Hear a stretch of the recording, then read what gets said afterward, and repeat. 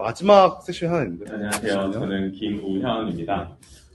오늘 아침부터 시작된 행사 때문에 다들 좀 피곤하실 텐데, 오늘 난이도 하짜리 세션이 딱 2개 있습니다. 제 거랑 그다음에 오프닝. 그래서 오프닝 레벨에 아주 쉬운 강연이니까 되게 편한 마음으로 들어주셔도 될 것 같고요. 저도 개발 베이스가 아닙니다. 고등학교 때, 중학교 때 약간 컴퓨터를 조금 잘하는 애 정도였는데, 나이가 조금 들수록 한 번도 손대본 적이 없고 이제는 거의 상관없다시피 한 삶을 살고 있는데, 클로드 코드가 시작될 때도 저는 반응하지 않았고 오픈 클로는 조금 특이하다 생각해서 이제 시작을 했습니다. 그래서 제목이 약간 강의파리 같은 이런 제목으로 들고 나왔지만 그런 내용은 아니니 부담 없이 들어주시면 감사하겠습니다. 그래서 세컨 브레인에 대해서 먼저 좀 아셔야지 이 내용이 어디로 흘러가는지를 아실 것 같은데요. 우선 정의는 디지털 도구를 활용해서 생각, 아이디어, 정보를 외부에 저장하고 체계화하는 시스템입니다. 그래서 핵심 전제는 뇌는 기억을 저장하는 용도가 아니라 사고의 엔진으로 쓰여야 한다라는 것이 기본 전제입니다. 그래서 이 체계는 코드 프레임워크를 제안하는데요. 캡처, 수집하고, organize, 정리하고, 디스틸, 중류해서, express, 표현한다. 이런 4단계의 프레임워크를 제안합니다. 그리고 이 정리하는 organize 쪽에는 하라라는 구조를 다시 한번 쪼개서 제안합니다. 그래서 너의 정리를 이렇게 4가지로 쪼개서 하라라는 건데요. 프로젝트는 진행 중인 프로젝트고 마감이 있어야 됩니다.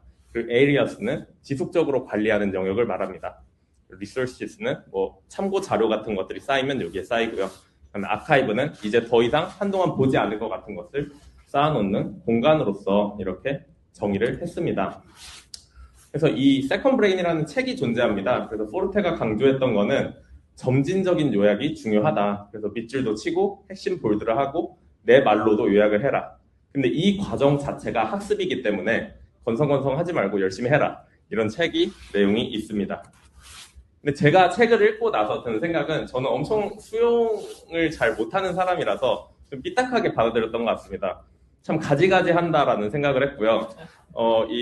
AI네 뭐네 막 사람들이 너무 많이 얘기를 할 때도 유난히 아닌지 호들갑이 아닌지 충분히 생각한 다음에 들어가는 편이어서 이 책은 저도 돈 주고 샀으니까 조금 해봤는데 한 달도 되지 않아서 증류까지 거의 가지 못하고 방치를 했던 것 같습니다. 그래서 제가 AI 세컨 메모리를 만들자고 가지고 왔는데 정리하는 과정 자체가 학습이라면 AI가 해주는 게 의미가 없지 않냐라고 하실 수 있을 것 같아요. 근데 포르테의 생각도 약간은 변했습니다. 그래서 2025년도 연간 리뷰를 하는데 세컨 브레인이라는 이름이 AI를 위해 태어난 것 같다라는 이제 시대에 적응해야 되는 약간 강의파리 성격이 있으신 것 같아요. 그래가지고 이제 이런 식으로 다시 재정의를 하셨고요. 그 애니얼 리뷰에서 한 가지 개념을 언급을 하시는데 바운더리 인텔리전스라는 개념을 언급하십니다. 그래서 이제는 무엇을 아느냐보다 무엇에 접근할 수 있느냐가 지능이 된다. 그래서 AI는 자동화 도구가 아니라 사고의 파트너가 되어야 한다라는 컨셉을 제시하고요. 저장은 싸고 연산도 싼 시대인데 비싼 건 적시에 맞는 정보를 불러오는 것이라는 컨셉으로 지금은 생각이 바뀌었습니다. 그래서 AI가 바꾼 것과 변하지 않은 것이 어떤 것이 있을까? 제가 생각하기에는 수집도 너무 쉬워졌고 분류도, 검색 연결도, 초안도 다 쉬워졌습니다. 그래서 포르테가 말했던 코드라는 프레임워크가 모두 쉬워졌는데 그래도 인간이 어떤 것에 개입해서 이 코드를 활용할 수 있느냐라고 했을 때 사실 요즘에는 오른쪽 사이드에 있는 것도 AI에 다 맡겨버리는 추세이긴 하지만 저는 그래도 내가 평생 가지고 갈 시스템이라면 뭘 저장할지 판단하고 버릴지 판단하고 방향 설정과 최종 결정을 내 손으로 하겠다. 이 부분은 AI에게 넘기지 않고 사용하고 있습니다. 그래서 이런 생각 하실 것 같아요. 그래 다 좋은데 이거 하겠다고 내가 100 얼마 지출해야 되냐. 근데 오늘 제목을 보시면 알겠지만 제가 구축한 비용을 그대로 들고 나왔습니다. 저는 11번가에서 17만 원짜리 중고 미니 PC를 샀고요. 그다음에 클로드 코드 20불로 시작했습니다. 이거 약간 조금 오버한 게 지금은 100불짜리 쓰고 있고요. 그 다음에 월 3,000원 정도의 전기요금이 나갈 것으로 예상되고 있습니다. 이것만 내면 사실 저는 지출 용의가 충분하다고 생각하는 게 24시간 돌아가는 AI 비서가 있고 연구 기억 시스템으로 제가 조금 뜯어고친 부분, 그다음에 자기 개선 루프가 돌아갑니다. 그래서 제가 TV 밑에 이 작은 기기를 냅뒀는데 정말 저거 하나에서 저는 24시간 이 친구랑만 얘기하는 거예요.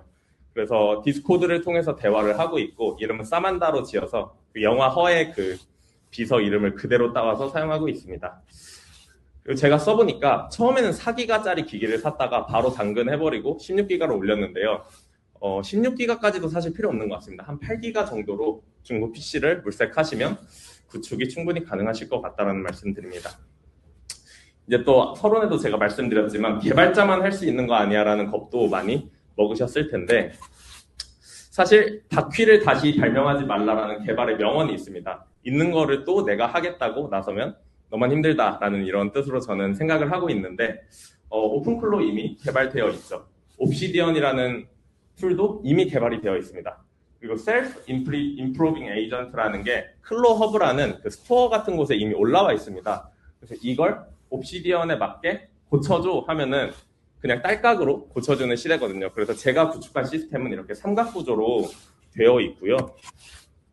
그다음에 그러면은 코드를 다시 한번 살펴볼 수 있을 것 같아요. COD가 제 시스템 위에서 어떤 식으로 동작하느냐. 제가 대화하는 족족 다 세션에 저장합니다. 외부 정보도 제가 시키는 대로 수집해서 저장을 하고요. 그다음에 저랑 대화하다가 에러가 나거나 내가 모르는 게 있으면 알아서 찾아서 넣어놓습니다. 그리고 제가 명시적으로 어떤 것을 좀 오래 기억하자라고 말하면 그것도 저장해 놓습니다. 그리고 정리는 어떻게 하느냐. 제가 초기 모델에서는 일단 저는 그 책에 약간 안티에 가까우기 때문에 파라 모델로 정리하지 않았습니다. 그래서 그냥 대충 정리하고 프로젝트 정리하고 뭐 메모 정리하고 내 일기 쓰고 이런 식으로 정리를 해놨는데 어느 순간부터 파라 구조가 굉장히 효율적이라는 걸 알게 됐습니다. AI와 함께. 그래서 저는 이제 다 파라 구조로 뜯어 고친 상태이고요. 그다음에 AI의 그 정체성을 정의하는 에이전트 유저 소울 아이덴티티 파일도 모두 제가 옵시디언 볼트를 통해서 백업을 진행하고 있습니다. 그리고 한국 자료들을 많이 찾아보면은 그 추출이라고 많이 해석이 돼 있을 것 같아요, 디스틸이. 근데 저 같은 경우는 증류라는 약간 그 짜내기 과정에 좀 가까운 것 같고요. 그래서 저도 기록, 리뷰, 기억 하는 부분까지 저와 기준은 같이 만들었지만 대부분 다 AI가 하고 잘 못했다고 생각할 때는 한 번 더 해줘라고 하면 정말 딸깍딸깍 하면서 되고 있습니다. 그래서 어떤 것들을 이걸로 만들어낼 수 있냐라고 했을 때 사실 진영님이 강의를 이렇게 세션을 하는 거 말고 워크샵으로 해보는 건 어떠냐라고 진행을 하셔서 부담 없이 예스 했었습니다. 왜냐면 딸깍이니까. 배치 기업이라고 저희가 이제 1년짜리 코호트 성장 프로그램을 운영하는데 기업 정리도 다 이걸로 진행을 하고 있고요. 프로젝트 현황 리포트도 제가 하고 있는 프로젝트들 다 한 큐에 볼 수 있게 리포트를 정리해 놓고 있습니다. 그리고 지금 이 프레젠테이션도 정말 부담 없이 거의 5일 정도 제가 시간이 있었는데 5일 만에 준비한 PPT라고 봐주시면 될 것 같습니다. 그리고 코드에는 없는 5번째 요소를 저는 셀프 임프로빙이라고 생각합니다. 사실은 원래 그 점진적 요약 과정을 통해서 포르테가 기대했던 건 사람이 셀프 임프로빙 한다라는 컨셉으로 대상을 사람에 두었다면 저는 이제 AI가 대신하고 있기 때문에 AI가 자가 발전을 해야 된다라고 생각을 해서 이 개념을 넣었고요. 저 같은 경우는 동일하게 계속 많이 틀리는 이 옵시디언을 통합하는 과정에서 계속 말을 안 듣는 문제가 있었는데 3번 틀리고 나서 자기가 알아서 좀 고쳐볼게 하더니 이제는 정말 틀리지 않고 제대로 돌아가고 있는 이런 모습을 보실 수 있습니다. 그래서 어제 같은 경우도 그냥 업무 사례인데요. 제가 디캠프 배치라는 그 프로그램을 운영하면서 이제 2025년의 자료가 마지막이라 2026년 자료를 새로 리뉴얼을 했어야 됐습니다. 근데 정말 저희 그 팀 리드가 요청하자마자 그냥 30분 만에 나온 것 같고요. 사실 이거 너무 흔한 유즈 케이스인데 세컨 브레인을 구축하고 써보시면 이게 어떤 느낌인지 체감이 되실 거예요. 그래서 보시면 띨끽이라고 돼 있거든요. 딸깍이 아니라. 근데 저게 오타가 아니라 딸깍보다 더 쉽다고 제가 표현을 한 게 띨끽이다. 그래서 이렇게 이해를 해주시면 될 것 같습니다. 그래서 써보시면 안다라고 이해해 주시면 될 것 같습니다. 그래서 여러 가지 구축을 위한 힌트인데 이거는 비개발자시면은 조금은 겁먹으실 수 있을까봐 뒤에 몰아놨어요. 근데 아무것도 아니니까 그냥 간단하게 봐주시면 될 것 같습니다. 그래서 아키텍처 같은 경우는 이런 식으로 돼 있습니다. 혹시 사진 찍으실 거면은 찍으시는데 별거는 없습니다. 별건 없고 그냥 오픈클로가 어떤 일을 하고 있고 어떤 거와 연결돼 있는지 간단하게 표현된 형태이고요. 그다음에 저는 아까 말씀드린 것처럼 디스코드 켜놓고 옵시디언 켜놓고 그냥 두 가지만 있으면 어느 정도의 일은 다 하는 것 같습니다. 사람을 만나야 되는 일 빼고는 90%는 이걸로 커버를 하고 있다. 그리고 이거는 제가 어떤 유저의 힌트를 보고 직접 만든 건데요. 이거 저 코드 짜서 만든 게 아니라 만들어 달라고 했습니다. 제가 생각하는 컨셉이 있는데 나는 장기 기억을 좀 유지하고 싶다. 근데 클로드 코드를 써보시면 리즘이라는 기능이 있거든요. 그래서 아까 말했던 것을 다시 이어서 대화를 할 수 있게 하는 기능이 있는데 나도 옛날 자료 다시 불러와서 너가 좀 어느 정도 요약 정리를 해주면 거기서부터 이어서 다시 말하고 싶어 라는 기능을 만들어서 완전한 메모리 세션은 아니지만 이렇게 사용하고 있습니다. QMD 로컬 검색이라고 있는데 저도 이 QMD라는 거의 존재를 몰랐습니다. 근데 이제 내가 하고 싶은 건 이건데 너무 오래됐을 때 제가 이 AI 기반의 세컨 메모리를 2년, 3년 썼을 때 분명히 언제 했는지도 기억 안 나는 기억을 찾고 싶을 텐데 그때 어떻게 할까 하니까 이런 걸 로컬에 설치해서 나중에도 자연어로 시멘틱 검색을 해줄 수 있다라는 아이디어를 줘서 QMD 로컬 검색도 제가 스펙으로 붙여놨습니다. 그리고 벌트 같은 경우는 이제 제가 동기화를 해놓고 있습니다. 사실 옵시디언 싱크라는 거를 쓰면은 해결이 될 문제예요. 근데 제가 이미 서버를 가지고 있고 용량도 넉넉하게 확보하고 있기 때문에 거기에서 넥스트 클라우드를 깔고 웹데브 방식으로 동기화를 해놨다. 이런 인프라를 좀 소개를 드리고요. 그다음에 볼트도 GitHub에 주기적으로 백업을 합니다. 근데 단순히 백업하는 의미 말고 제가 좀 좋아하는 건 마크다운 형식이기 때문에 어떤 부분이 바뀌었는지를 좀 보여주는 개발자들 맨날 초록색, 빨간색 띄워놓는 그 화면 아시죠? 그게 이제 저한테도 적용될 수 있다라는 부분. 그리고 마지막으로 정말 중요한 게 하나 있는데 입단속을 좀 확실하게 하셔야 됩니다.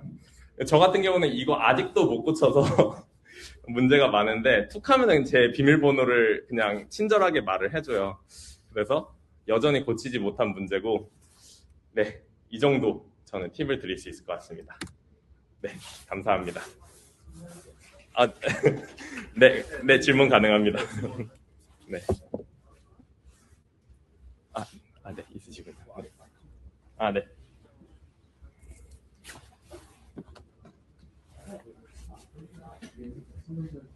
네. 오픈클로나 이런 에이전트 시스템에는 네. 붙일 수 있는 네. 스킬이든 서버도 여러 가지 있잖아요. 네네. 웹지르도 있고 웹도 있고 여러 가지 있는데 네. 그런 건 써보셨는지 두 번째는 네. 제배도 들어가 있는데 네. 시간적으로 가까이 있는 게 가르치거든요. 네네. 그런 개념도 혹시나 필요하다고 생각하셨는지. 네. 네, 일단 저는 일반인 그냥 비개발자라는 부분에 전제를 깔고 제 생각을 말씀드릴게요. 저 같은 경우는 그 가중치를 주고 가까운 것에 높은 점수를 주는 행위가 제가 가져갈 수 있는 이 AI 세컨 메모를 가져갈 수 있는 장점이라고 생각을 하지 않았던 것 같습니다. 그래서 내가 3년 전이어도 마치 어제 것처럼 똑같이 불러와서 작업을 할 수 있다면 그것이 오히려 더 이점을 갖는 거 아닌가라고 생각을 좀 했던 것 같고요. 다른 것들 연결된 거는 저는 좀 보수적으로 연결하는 편인데 저한테 필요한 건 지메일 정도 읽는 거라 지메일이랑 캘린더 연결해 놓은 정도입니다. 네.